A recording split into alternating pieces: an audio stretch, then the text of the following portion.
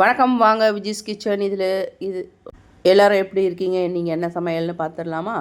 காலையில் எழுந்ததும் என்ன இருக்குது, ஃப்ரிட்ஜெல்லாம் க்ளீன் பண்ணி இருக்கிற பழைய காயெல்லாம் எடுத்தாச்சு. இன்றைக்கி சாட்டர்டேன்றதுனால கொஞ்சம் கொஞ்சம் காய் எந்தெந்த காய் இருந்தோ அதெல்லாம் எடுத்துட்டேன்.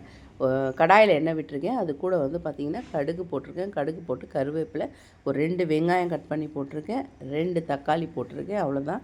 தேவையான அளவு உப்பு போட்டாச்சு. இப்போ கட் பண்ண காய்கறிகளை நம்ம இதில் சேர்த்துக்க போகிறோம். தக்காளியில் நல்லா உப்பு மிக்ஸ் பண்ணி விடுங்க. அப்போ தான் சீக்கிரமாக தக்காளி மசிஞ்சிரும். இல்லைனா வேகாமல் அப்படி இப்படி இருக்கும். இப்போ வர தக்காளி எதுவும் சரியாக வேகிறது கிடையாது. அதனால் இதை நல்லா கொஞ்சம் உப்பு போட்டிங்கன்னா நல்லா மசிஞ்சு வந்துடும். அது கூட நான் கட் பண்ணி வச்சுருக்கேன். கத்திரிக்காய், காலிஃப்ளவர், உருளைக்கிழங்கு இதாக இருந்தது. இதை கட் பண்ணி வச்சுருக்கேன். அதை நம்ம சேர்த்துலாம்.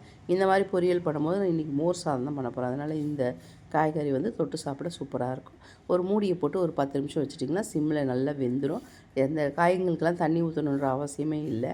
நான் எப்போவுமே நிறைய காய்கறி பார்த்திங்கன்னா தண்ணி ஊற்றாமல் தான் செய்வேன். மிக்ஸ் மிளகாத்தூள் மட்டும்தான் சேர்த்துருக்கேன். அதை மட்டும் நம்ம போட்டுக்கலாம். நல்லா போட்டு இது மிளகாத்தூளை போட்டு நல்லா மசிச்சு விட்டுறணும். அது கூட பார்த்திங்கன்னா நம்ம சுண்டலும் கொஞ்சம் சேர்த்துருக்கேன். கொண்டக்கடலை நைட்டு ஊற வச்சது இருந்து அதையும் போட்டு நல்லா மிக்ஸ் பண்ணிக்கலாம்.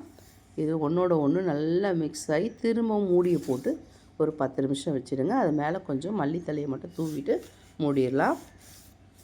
திரும்பவும் ஒரு 10 நிமிஷம் கழித்து நீங்கள் திறந்து பார்த்தீங்கன்னா சூப்பராக வெந்துட்டுருக்கு பாருங்கள்.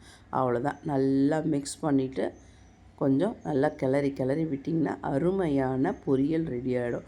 இந்த வீடியோ பிடிச்சிருந்தால் லைக் பண்ணி, ஷேர் பண்ணி, கமெண்ட் பண்ணுங்கள். நம்ம சேனலை மறக்காமல் சப்ஸ்கிரைப் பண்ணுங்கள்.